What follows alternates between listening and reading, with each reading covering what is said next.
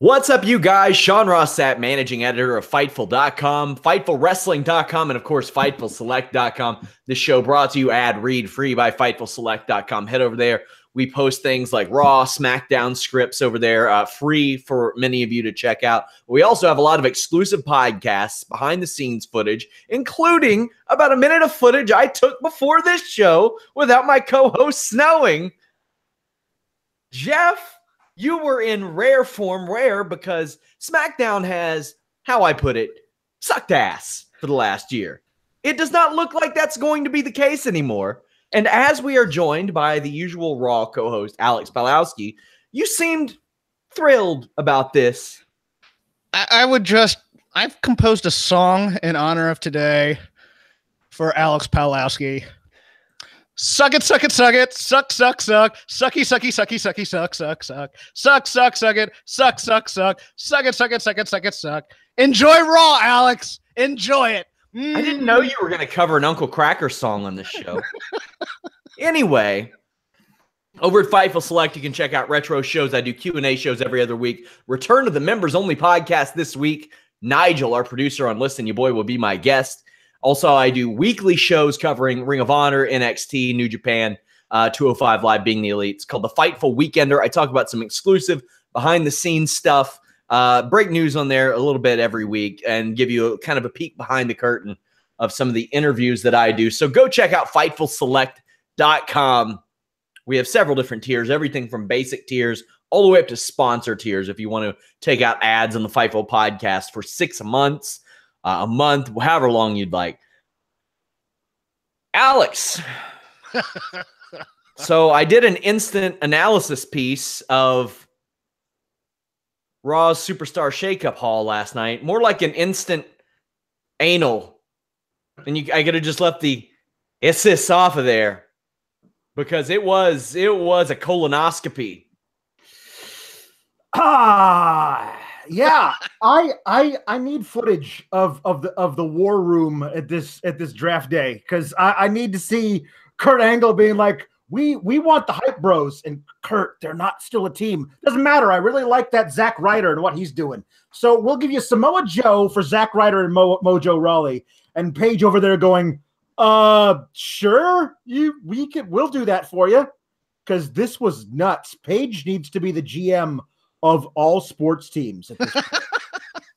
This is the Pau Gasol trade to the Lakers. I drew the comparison on Twitter. My 2K players will understand this. This is every time you boot up the trade finder on franchise mode on 2K, and some team is like, yeah, we'll take this 34-year-old a year and has 4 years left on their deal. We'll give you our first rounder for him. And you're like, eh? That's what Baron Corbin for Samoa Joe was. But let's take a look. I'll go ahead and get a full list of the SmackDown,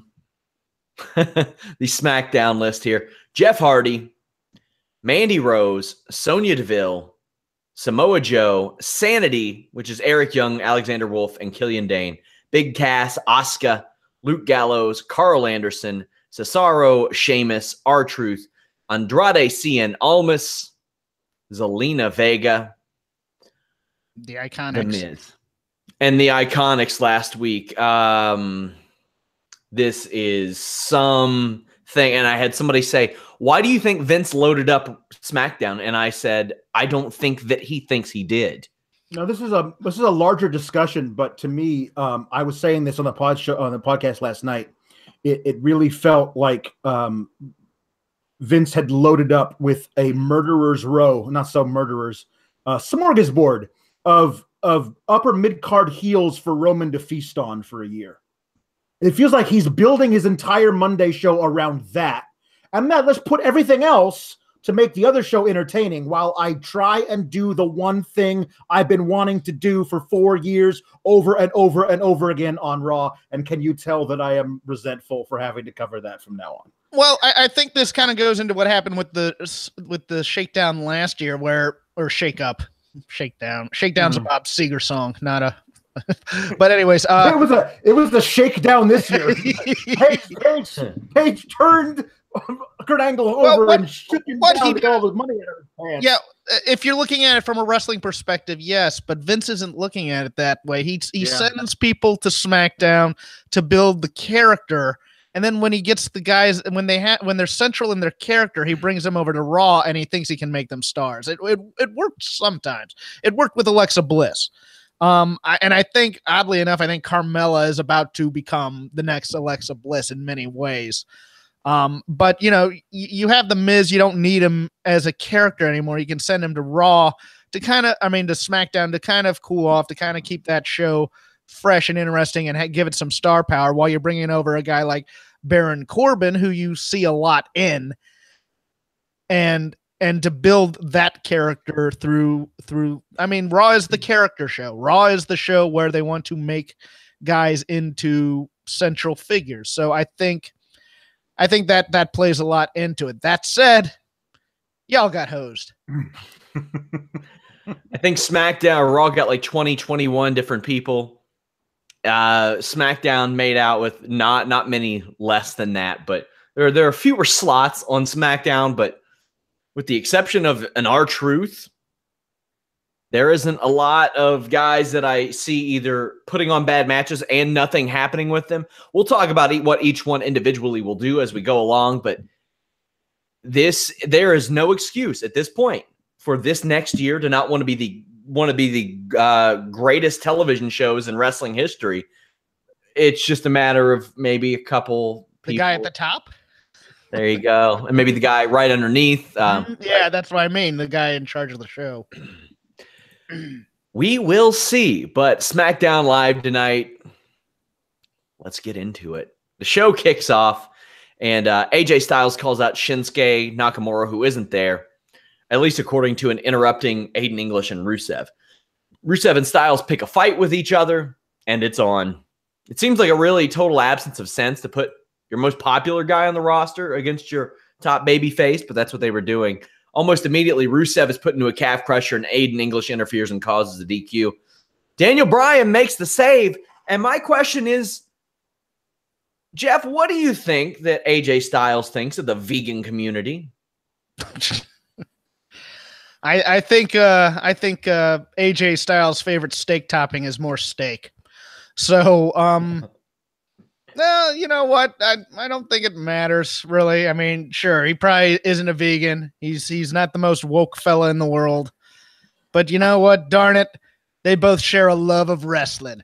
A love of good wrestling, Sean Ross Sapp. And that love will make the world go round. I want this whole feud, when it actually comes between Bryan and AJ, to be all about how AJ is a flat earther.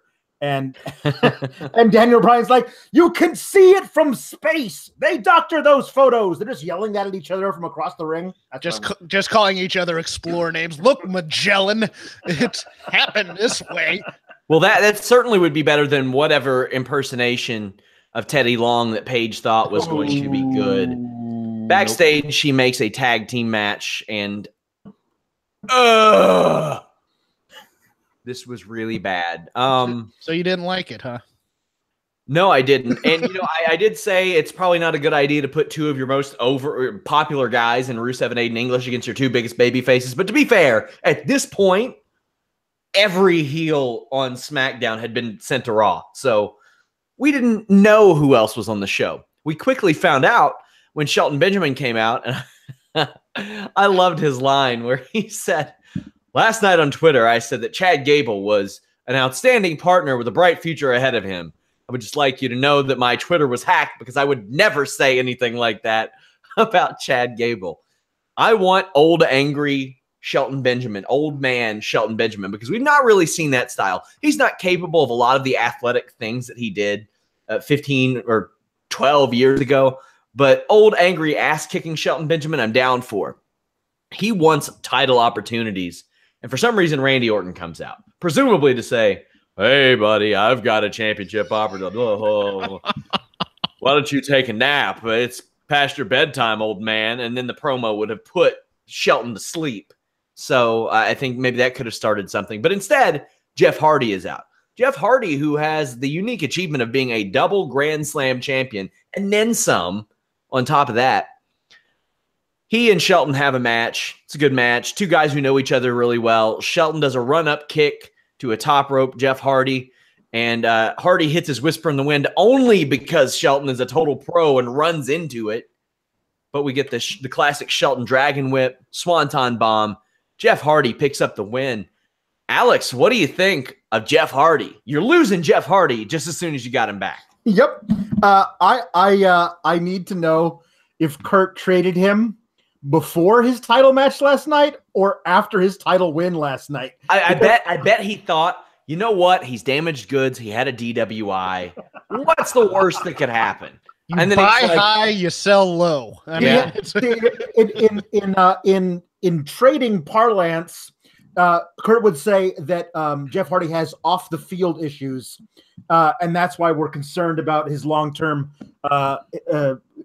future with the team. Well, I mean, that's why I traded Rob McCarron for Anna Bauer. It was Rob's off the field issues. It's true. That's what it was. I didn't want to do it. I liked Rob's upside, so it's off the show issues. Jeff. Come on. Yo, Jeff. Oh, no, it was great. You're going to make people think I'm serious. Jesus. No, I mean, who wouldn't trade Rob for Anna? Come on. Rob's really good. Oh, no, he's great. I have a caveat about Jeff Hardy. I thought the match was good, but Jeff Hardy has a Rob Van Dam problem, in my opinion. He's doing the same the same gimmick. There's been no characterization of Jeff Hardy since inception, pretty much. And it's kind of a law of diminishing returns. You're going to put him in another match. He's going to kind of do the same stuff every time because in their mind, that's what the people want to see. And he doesn't change the style. As long as he can do that style, he's going to have some sort of cachet with Vince McMahon and the company. I just would like to see some sort of change in Jeff Hardy to differentiate him from one half of the Hardy Boys right now, just as a singles wrestler, much like they've done with the Matt Hardy and Woken character. I don't need a huge character change, maybe just even so much as gear change to show that he's now different and maybe a little bit more mature, even though the people are paying to see quote unquote Jeff Hardy.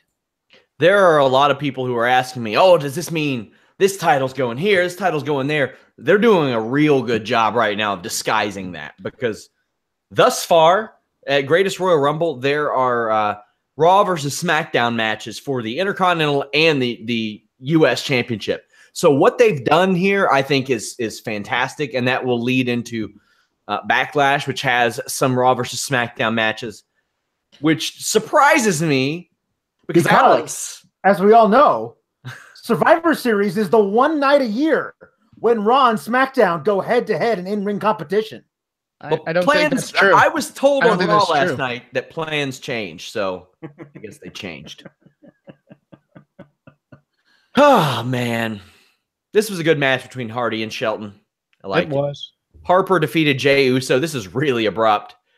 A fight essentially breaks out at ringside. Harper cracks Jey with the discus lariat and wins. Naomi comes out squalling from Gorilla. The word squalling was not in the script, but she was.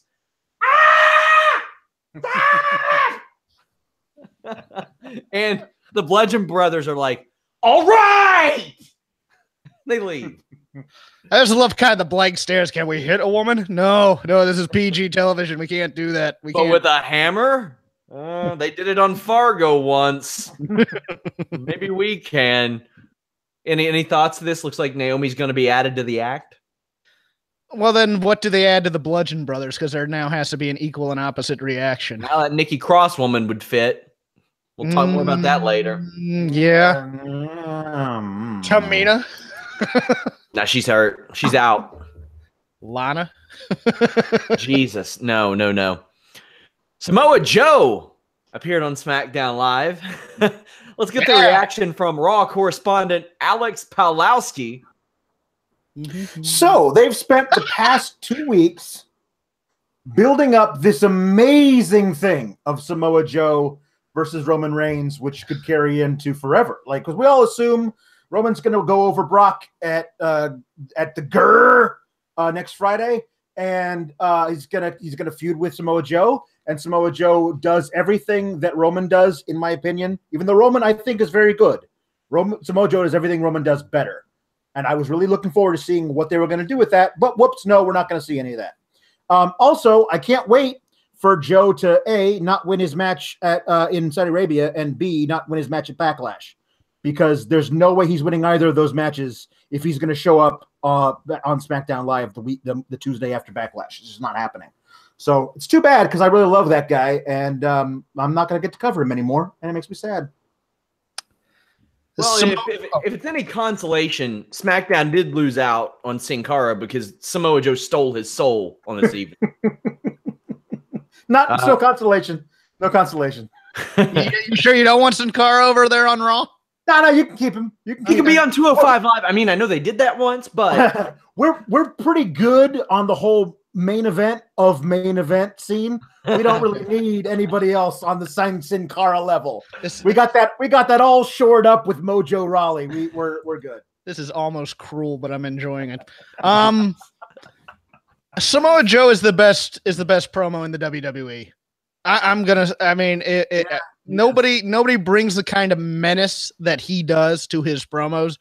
I believe every word he says coming out of his mouth, no matter even if it is the WWE speak, which you can tell because the use of the term decimate is going to be put in there for an important promo.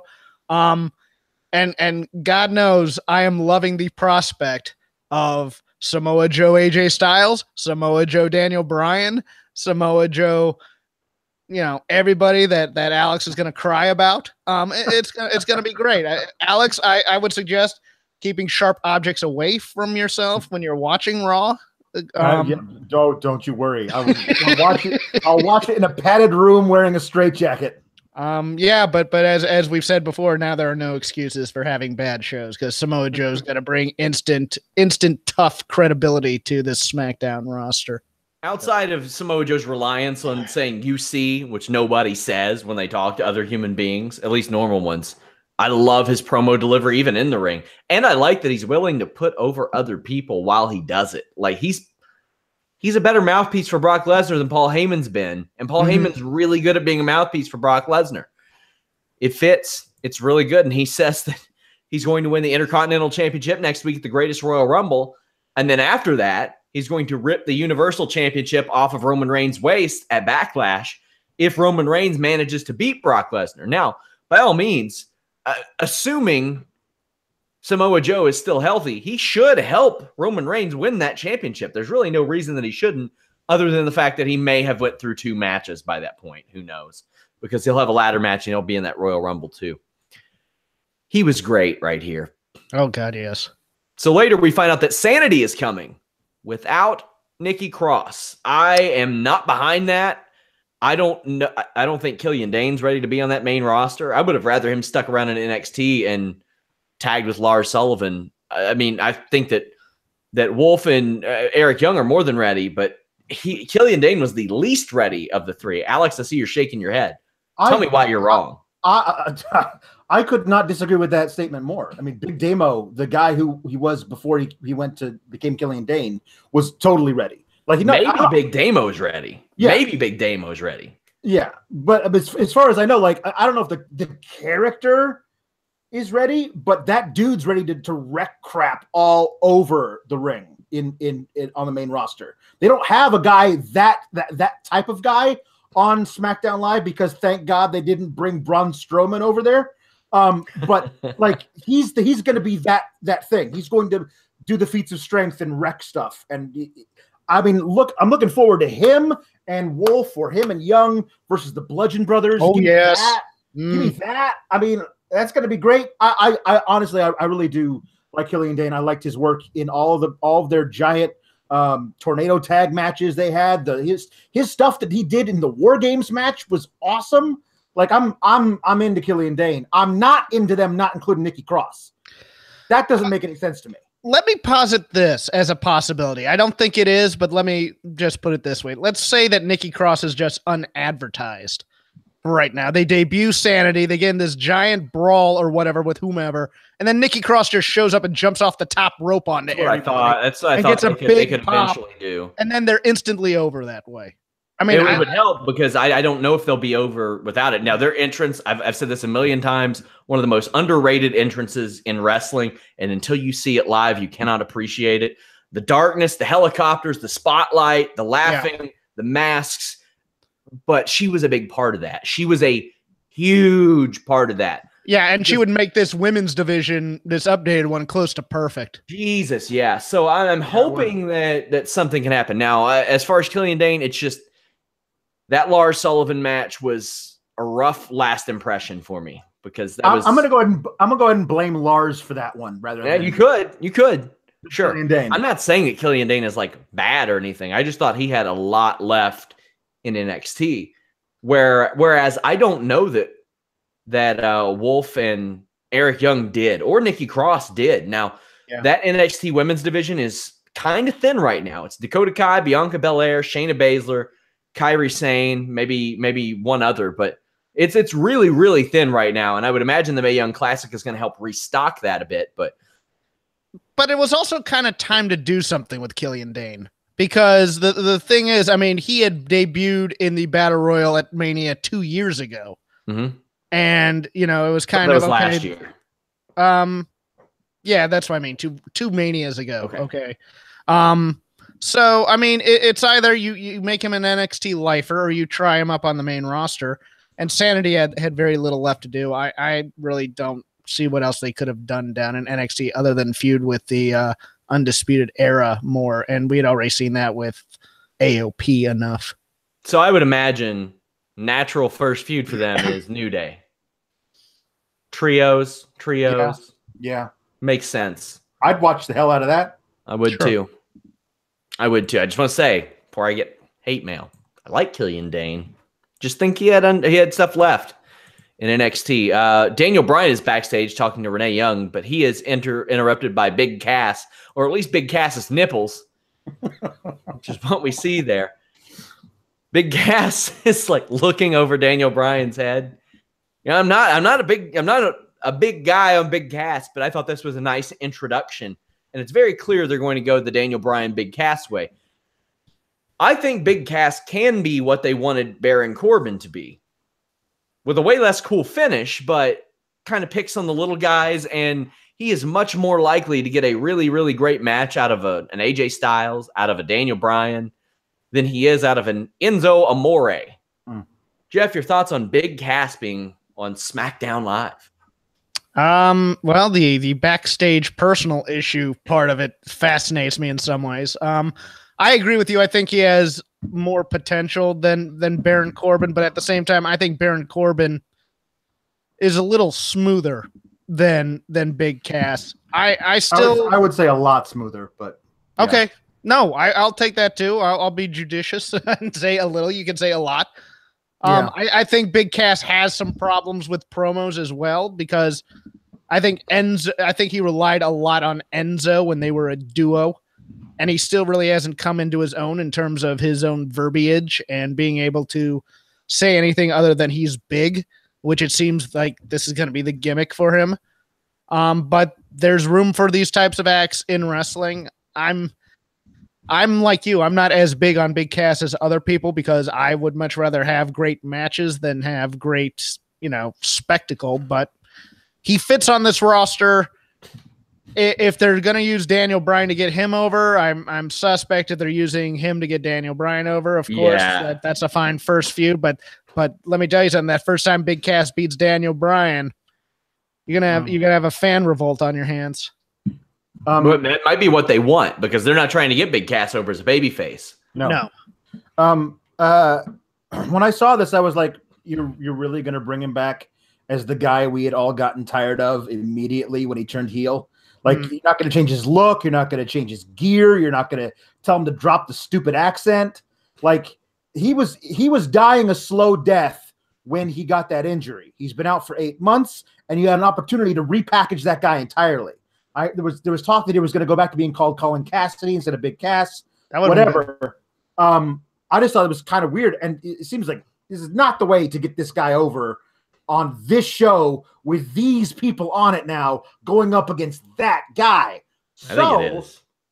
Yeah. But I mean, like, I guess, but nobody's really gonna take him seriously. If he beats up Daniel Bryan, it's like, well, get this guy off the stage and let Daniel Bryan wrestle people like Samoa Joe. People aren't gonna like watching him. Some people will. There are gonna be a lot of people that are like, he's the 7-foot dick going after the guy who's taken 3 years off and is half his size. That's true. And here's the thing. I said, what are they doing with this? Somebody tweeted me and I retweeted this. He'd be a fantastic bodyguard for Miz. Yeah. If Miz shows up next week and says, I want to bring out my new entourage, and I only need one of them. And out comes Big Cass, and we find out that it was Miz who, from LA, sent Big Cass to do his dirty work tonight.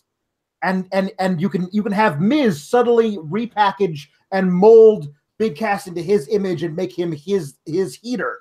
And that way, that's how you keep Miz and Daniel Bryan from having that match until like SummerSlam time, because you have Miz force Bryan to go up against Big Cass over and over again. See, that's an interesting idea, but I still think that doesn't help with some of Cass's weaker spots. I mean, you're basically keeping him in there until he shows something, but playing second banana, he was doing that already with Enzo, and the whole point was to bring him in here and to make him solo. Now, what I personally would have done, I think, is I would have put him on the Raw brand, and I would have probably made a tag team with Baron Corbin, like a Twin Towers type thing, to make them equal partners until, because both of them have similar issues in some ways. You package them together as a team that can find a personality somehow, and then when it's time to break them up to make them both single stars, you could do that. That would have been kind of my brainstorm in there. I don't mind him here.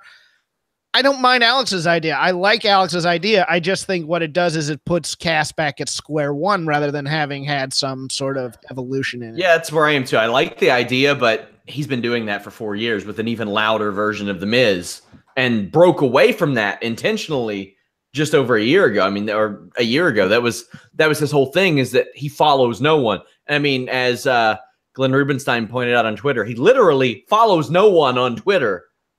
So he kind of living the gimmick in that regard. Anderson and Gallows heading to SmackDown Live. They needed it bad. Not as much now as they did several months ago, since they had affiliated with Balor. But now there is no Balor Club. Right after they made a bunch of merch and did OG shirts and all that. Jeff, do they pair together with AJ Styles? Because, I mean, looking at things, quite a nice set of trios that SmackDown Live could have as well.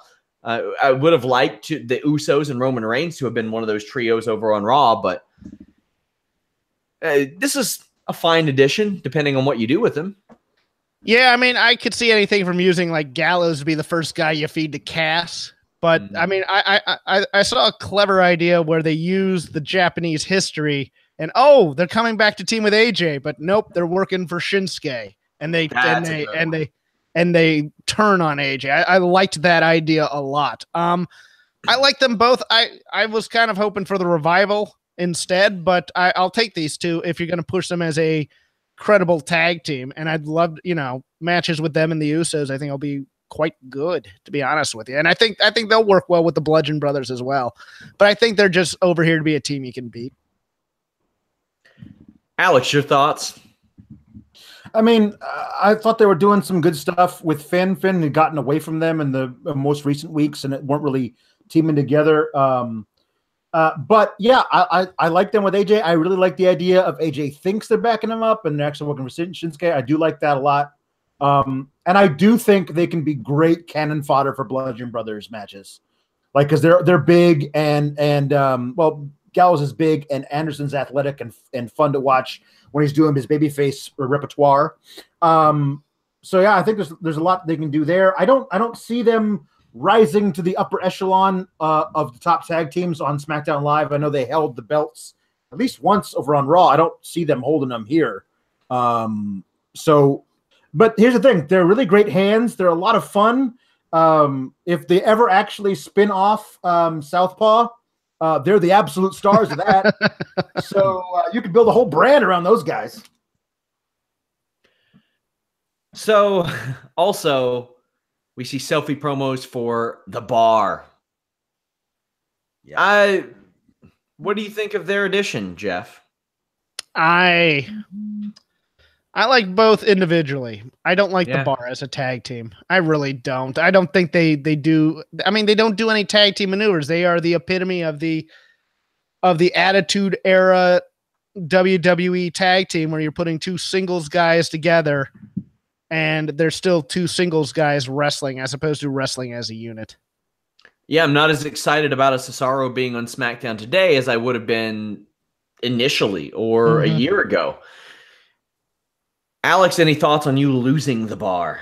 I would like to personally be the first to congratulate Matt Hardy and Bray Wyatt on being the brand new Raw Tag Team Champions as of next Friday.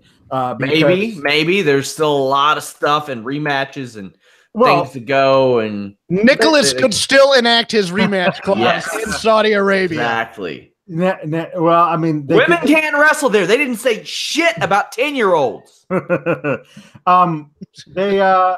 As far as right now, what we have is The Bar versus Hardy and Wyatt for the tag team titles next Friday. They could add a team to that match next Monday on Raw, but if they don't, there's no way Cesaro and Sheamus are taking the Raw tag team titles to SmackDown. It's not happening. So they couldn't, John, and you know that. Yeah, they could. In a different company, I would say that's possible. With a different guy running the company, I would say that's possible. Hold on. Do you think Kurt Angle is checking those contracts, giving how bad of a GM he is? And wait, you can't go over to that show with the Raw tag team titles. You all really think it's above a certain guy to go, God damn it, the Raw titles are on SmackDown? And then SmackDown titles are on Raw. And then he could absolutely do that, couldn't he? Yeah. And then the next pay-per-view, we'll just switch them because, as you know, all pay-per-views are now co-branded. Co-branded. Best of both worlds is what I hear. God, that song was terrible. I'm sorry. Yeah. I had somebody tell me yesterday, I don't know how that sounds anything like Diddy's I'm Coming Home. And I said, well, have you listened to the song? Because it is a direct ripoff. The cadence, the beat, everything. Go listen to it. And they're on good terms with Diddy. Just get him to do the damn song. We see selfie promo for Andrade, Cien, Almas, and Zelina. Jeff, do you think we see Zelina wrestling? We've seen it lately in NXT, but she had primarily been a second for Andrade, Cien, Almas. No, because they're gonna keep her Rana special, I think, and that she's just gonna. I think they may eventually, like, if they happen to bring Gargano and Candice up as a package unit and put them on SmackDown, maybe. But I think she's gonna be just a manager who gets involved. You want to know what's crazy? She is 27 years old. She first wrestled in TNA January 11th, 2011. Yep. Wow. And now one of her old teammates is a producer for WWE. So that's kind of cool as well. I love this addition. This is perfect. And Andrade Cien Almas is the Manny Ramirez of WWE. He is perfect for pro wrestling. This character is perfect for pro wrestling. And I think he's going to be a big hit on SmackDown if they let him be. I can't wait to see some interactions between him and Shinsuke Nakamura because that could be very fun. My one worry is that Zelina overshadows him in terms of the act, and they don't let him talk because, you know, his natural language is it isn't English. So it's one of those things where they may not give him the microphone. Although when he does the promos in his native tongue, they still come off as legitimate. You don't need the English, but of course they don't trust that at the same time. We're going to have to wait for it, I suspect. But there's a 25-minute AJ Styles versus Andrade Almas match in our future. I would say sometime in the fall while they're trying to just keep eyes on the brand. Gimme. And it's nice that that everything's going to be on the same pay-per-view because you're going to have both brands trying to top each other on the in-ring work. The thing is that recently it hasn't been about in-ring outstanding work on actual regular TV on WWE recently. So I don't know how much of these we're going to get great in-ring stuff. We're going to see the pay-per-views, and I'm looking forward to that. But at least I won't have to worry about missing too much of it on Tuesdays when I'm not covering it. This is where you tell me to suck it, Jeff Hawkins. Sucky, sucky, suck, suck, suck, suck, suck it, Alex Pulaski, suck it. Let's let that one die a death. R-Truth is backstage, face to face with Ty Dillinger, staring him down, and New Day says, "Do you know this guy?" And they go, "Yeah, we do." And they do this weird handshake, and R-Truth thinks he's on Raw. He's actually on SmackDown. Okay, is there some history between these two that I missed? What am I forgetting? I've watched every second of in-canon WWE programming for years. I can't remember. Did they have a thing back when he was what was the guy's name that got super kicked by Stan? Stan? Did Stan and Ron Truth ever have anything? I'm like, did I miss something on Main Event? Because that's possible. I just don't remember it. I think it's funnier if we've never seen it and they're just best friends off camera. This appears to be a new addition to the tag team division. So hooray! anything gets Dillinger on TV for me, I'm fine for. I like that. I think Dillinger and Little Jimmy were a team at one time. So let's see here. What do we have next? Carmella comes out for the Melibration, talks over her cash-in win, says that she'll miss her briefcase, Frankie. I usually hate it when wrestlers in the ring throw to videos, but this is such a Carmella thing to do that I thought that it fit, and it was a highlight of herself. Charlotte comes out and says that she can't be mad because she knows the dirtiest player in the game. She's coming for her title. Iconics come out, and as soon as their music hit, they just seem like stars. Stars that Alex Pulaski will never get to talk about, but stars nonetheless. Alex, what do you think? I love these two. I loved them in NXT for as long as they were there. I missed them when they were gone for a number of months. Well, at least you'll have Sundays once a month. Yes, that's true. Hopefully, this is the whole thing.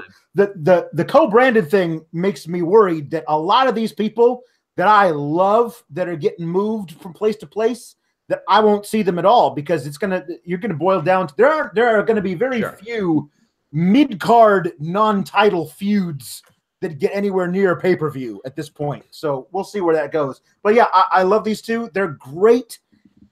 I love their little hi Carmella, like that. That was fantastic. Everything about this whole promo was beautiful. And I love them. And I'm sad that they are not on my show. Everything about this Carmella segment through the match, she knocked it out of the park. She was great. From just coming out and controlling the crowd when they tried to her.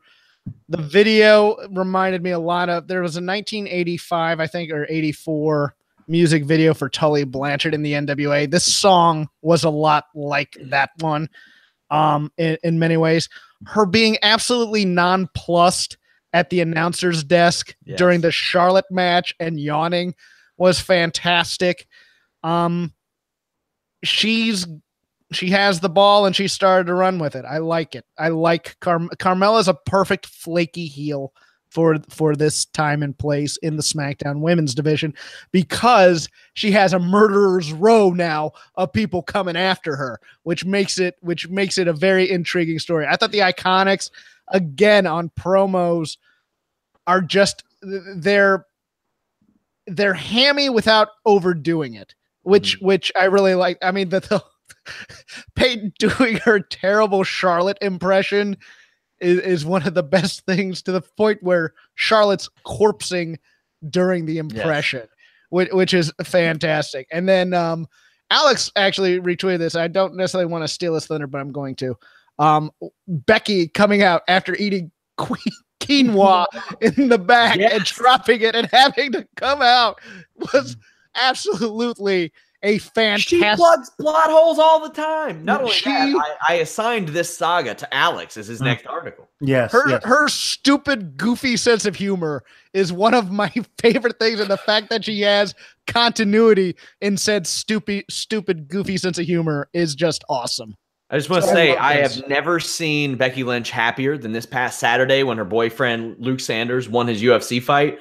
And Finally won UFC, Yeah. he's won one before. He's 2-2 now. Almost beat God, I can't remember, Alcantara, I think it was. Yeah, that he fought. yeah. But the UFC loved her being there. They cut to her like 5 or 6 different times on the UFC Fight Pass prelims, and Dolph Ziggler was there too. Our boy Jinder Mahal didn't make it there for his buddy Arjan Buller, who was supposed to walk out last year before the hurricane, but that's neither here nor there. It was good to see Becky Lynch so happy, but she makes the save, and as Jeff pointed out, threw her quinoa down, which is quite a symbol of friendship because apparently that quinoa is excellent. Dang, this quinoa is really good. Dang. Yeah. I will say that as much as excited as we're all getting, unless they've changed who's running the shows themselves, I do see a lot of 6-woman tags in our future. No, that's not happening, Alex. No, you can't do that to me. You can't give me. No, I mean, it's Oh, true. It's for sure happening next week. Oh, It's definitely going to happen. Charlotte and Becky and Naomi versus Suck the it, Jeff. Iconics and I will not Carmella. suck. I will not be sucking it. Jeff, It's I'm just saying it's probably going to happen more weeks than not. just go ahead. Close your eyes. Open your mouth, Jeff. There you go. Wow. Alex is serving one up for you. I'm just saying. So it's weird to see someone near Charlotte's size wrestling against her. And the thing I like about Iconic Duo is they look like stars. They look different. They don't have, at least maybe I'm forgetting it. Do either one have like green or purple or red hair, or like some crazy hair? No, Not yet. Somewhat not yet. normal. Yeah, not yet. Billy and Charlotte are about a mile apart on a forearm to Flair's face when she's flying into the ring. Billy Kay used Enzo's old finish because why the hell not at this point? He's not using it anymore. She also hit a nice suplex, but was submitted by Charlotte. Kay went about 10 minutes with arguably the top woman on the roster, so I don't think that her losing is any negative. Carmella, as Jeff noted, did really good looking unimpressed by the entire situation. All 3 women jumped Charlotte and Becky, but a debuting Asuka shows up. That division, albeit a 6-woman tag division, essentially. Yeah. It's loaded, Alex. You're losing Asuka too. Yeah, no, I know. I'm losing Asuka. Yeah. I mean, I am too, kind of, but right. No, I mean, here's the thing. I'm not. On Raw, I'm thankful that we're gonna get that full story of Bayley versus Sasha with several matches that are going to be great to look forward to. Because there are a lot of 6-woman tags on Raw. I don't think, but here there are, and I always wanted to say that hiding people like Becky and Asuka in 6-woman tag matches when they should be having a best out of 7 series, for God's sake, because those women are fantastic. And they have like a little bit of a thing going back to like Becky being in the audience and taunting Asuka when Asuka was putting stuff on Bayley in the NXT matches. Like there's really great stuff to be had if they don't put 6-woman in the match at the same time. You know, we'll see. I just wanted to add that Charlotte was chopping the crap out of Billy Kay in that match. Well, welcome to the main roster, kid. Have a little fire, Scarecrow. speaking of Asuka, another addition, Absolution. Mandy Rose, Sonya Deville. I mentioned on Twitter today, guys, like just because somebody's on a plane going to South Africa doesn't mean they weren't going to be sent over, because last year they did that with a whole gang of people. Yeah. The Miz also showed up, and we saw a bit of a return of Maurice via a selfie video, which I liked. I was glad that they're keeping her kind of within storyline. But Sonya Deville, Mandy Rose, they got beat up and sent packing last night. I thought for sure we were going to see Ronda Rousey and Natalya against Absolution at Backlash. Doesn't look like that'll be the case since they're on SmackDown now. But Jeff, what do you think of the addition of these two? I think they're fine. I think they're women that you can save to build for later. And that's a judicious way of saying you can beat them. Right now, you have the connection to Paige, which may give them some characterization. I was legit surprised that this was not Sasha and Bayley in some ways. But at the same time, this makes more sense because otherwise that SmackDown roster would just be so top heavy that it'd be hard to beat anybody. So, I mean, and I like them both. I think they're both doing well for the spot they're in right now. And they're just kind of, they're slow rolling Mandy and Sonya right now. I think Sonya being on SmackDown is smarter than her being on the same roster as Ronda Rousey. Yeah, I would agree. Alex, you're losing Absolution. Not a severe loss, but I see a lot of upside in Sonya Deville, and they clearly have always liked Mandy Rose. No, she's got nothing but upside. She improves every time I watch her. I think she's going to be very, very good in a few years. And hey, over on Raw we got Miss Gay Meat and Harley Quinn and Punk Rock Sue. No. Liv Morgan's gimmick is that she eats Fun Dip now. Yeah, that's because I think she should do that. I think she should come up with a different colored tongue every week. The dumbest shit. The dumbest shit. So stupid. ProWrestlingTees.com/Fightful, you guys. Go check out the Fightful shirts. I lied. There's your one ad read. Up next, we had AJ Styles and Daniel Bryan defeating Rusev Day via DQ. The crowd was cooking. They cared for at least all of these guys. Let me jump in here real quick. Okay. Yeah, they cared about these guys. They should be a bit ashamed of themselves for what they were doing during the women's segment. Oh, yeah? Chanting for Y2J. Oh, yeah, that was stupid. I mean, I didn't even notice it. I kind of watch with the volume down a little bit more these days, but there are reasons. Styles and Bryan both go for their submissions at the same time. I just want to say I can tell Graves is making an effort to up his MMA knowledge, and I can appreciate that because I've noticed it in recent weeks. Like he's talked about Razor being in Bellator. He's mentioned that Daniel Bryan's submission is a form of an omoplata. Speaking of, Aryan Buller, Jinder Mahal's boy, got tapped out with a form of the yes lock on UFC the other night. Only the second in UFC history. It's essentially the yes lock without the crossface. I will do a video breakdown on that, on why one works and why one doesn't. I had a lot of people asking for that, but I'll do that eventually. Rusev Day get out of the submission holds. We go to commercial break. Rusev did a bear hug in 2018. I ain't with that, you guys. Jeff, your thoughts on bear hugs in 2018? I know you're an old timer. I like bear hugs. I think they provide a good respite for a power move and give people a chance to rest. By the way, Alex, how are you feeling about, being able to see what a transition that was? By the way, Alex, way better than Sister Lucretia, by the way. Someday we'll have blood feuds and we'll be able to see real hate on the screen. Are you ready for the Jinder Mahal on Raw era, Alex Pawlowski? Because you can suck on that quite a bit. Yeah, on the Titan truck. Hey, up here, AJ. Up here. Yeah, you get that every week now. It looks like for the foreseeable future, I'll be rooting in vain for No Way Jose.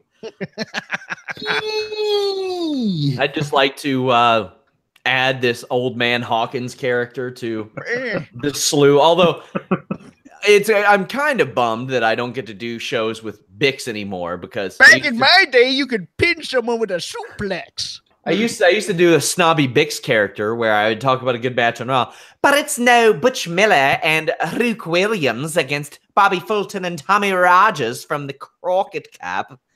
Oh, I miss those days. There are so many. I love your British Bix character. Hey, it fits. Miss you, Bix. Either way, Bryan, he takes these bumps and I'm still scared. It's like It's like I'm floating above him, watching him like, oh, stop, don't. But he gets a hot tag off of a Pele kick. But then out of nowhere, after the yes kicks or it kicks, depending on what brand. Well, not what brand you're on, who giving them to. Yeah. Shinsuke Cock Nakamura comes out, and I deliver to you fist to cock. That's what we're getting. And I hope he says it on promos. Fist to penis every week. No, because he doesn't. He hits Styles in the wiener so goddamn hard, Alex. Yeah, that's his thing. He punches people in the dick. But it's okay because he learned from the best. Because there's a whole line of great dick punchers in WWE. You can watch all of them on the WWE network, and I'm sure that's what he's been doing. Back in my day, we used to go see Dick Puncher at the Union Arena, and he was so over. He channeled his inner China with this one. China, I think, revolutionized the low blow, coming in from behind and doing it like that. It was all forearm. It wasn't like really fist on balls. Before that, it was the occasional direct shot to the groinal region. But Nakamura came and just hung him out to dry. I'm like, AJ Styles might as well have been a wet towel. Just flopping around like, oh. This is leading to AJ Styles wearing a metal cup, isn't it? Yeah. Oh, the Road Dogg. The Road Dogg won China. Of course. Yeah. Man. Yeah. He punched AJ in the penis so hard and just kept it there. This was it. It was great. Cass joins the fray. He's got cool new gear. He beats up Daniel Bryan. I like Cass as a foil to these guys. If anybody's going to get good matches out of Cass, it's going to be Daniel Bryan, AJ Styles, and the like. That's a really big if. I think it'll work. He needs a good finish, though. That was SmackDown Live, Ewans. Jeff, what do you think of SmackDown's haul?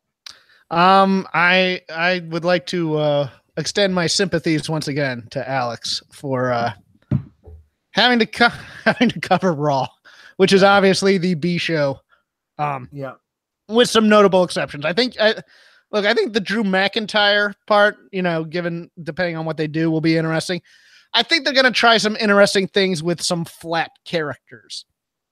So I'm not as far down as, but I am very excited, especially because I like the difference in characterization of the women's division. I think SmackDown has just really got a good one right now. Doesn't have all my favorites, but this is as close as I'm going to get with two rosters full. I think the tag team division has gotten a lot stronger. And look, they got the guys I like, with the exception of Kevin and Sammy going over to Raw. I'm loving the singles division also. So, I mean, I'm quite excited. Alex, it's time for you to read the obituary of Monday Night Raw. Yeah. Raw died on April, whatever it was last night, and whatever it's tonight. It's bad. It's bad. There's things they can do with it though. Here's the thing. For me, and I say this because A, I'm a huge fan of his, and B, because he really is the wild card here on Raw. It all depends on what they're planning on doing with Braun Strowman. Because right now he's entirely directionless. And we don't know where is he going to find a partner and be part of the tag division? Is he going to go after the mid-card title? Is he going to still be a foil to Roman? Are they going to ever wise up and do something really special with him? We don't know. I do want to say, before we got entirely away from this match that happened at the end, Simon Gotch was released on April 5th, 2017. Raise your hand, everyone out there, if you thought that a year later, Aiden English, who was left behind, would be in a tag match versus AJ Styles and Daniel Bryan. And playing a good foil. Yeah. And yes. Great. And how crazy that this last year has been for Aiden English, and how happy I am for him that he went from being nowhere to being in this position. So I'm really happy for him. SmackDown Live has all the potential in the world to be one of the greatest shows in the brand split era of all brand splits of WWE. has the potential to be. We'll see if the people who run the show ruin that for them, but who knows? This was a fun episode of SmackDown Live. Of course, we had exclusive spoilers over at Fightful.com. You boys are breaking news every day. And you all can check out our exclusive podcasts over at Fightful.com, FightfulPods.com. We have additional podcasts over at FightfulSelect.com. If you want to support Fightful and check it out, I do a Q&A show, a retro show. I review all the other shows besides Raw and SmackDown over there. This Sunday, I am reviewing Impact Redemption along with WrestleView.com's Adam Martin. We're going to do a simulcast on both websites, so make sure you check that out. Also, check out our friends over at Pro Wrestling Unlimited.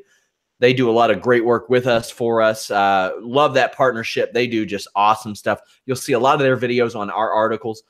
Jeff, what do you got going on this week? This week on Shake Them Ropes, Rob McCarron will be on the show. We'll be going over all the shake-up, and we're going to go over the Andre the Giant documentary, which we have both watched. I forgot to go over that on last week's Weekender, so I will also be talking about that on the Weekender on FightfulSelect.com this weekend. Alex, I assigned you an article on Becky Lynch and the Quinoa saga. Don't know when we'll get it in, but yeah, seemed right up your alley. Yeah, sure. Her affection for grains is much like my affection for pizza, which explains our body type differences. Well, man, life would be terrible without pizza.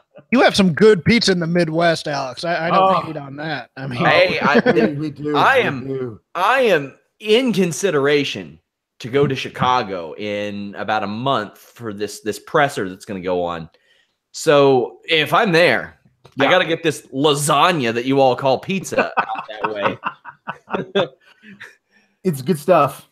Yeah, my God. Guys, thank you all so much. Leave us a thumbs up, subscribe, listen your boy Wednesday at 3 p.m. Eastern. It's going to be a good one per usual. Until next time, guys, we are out.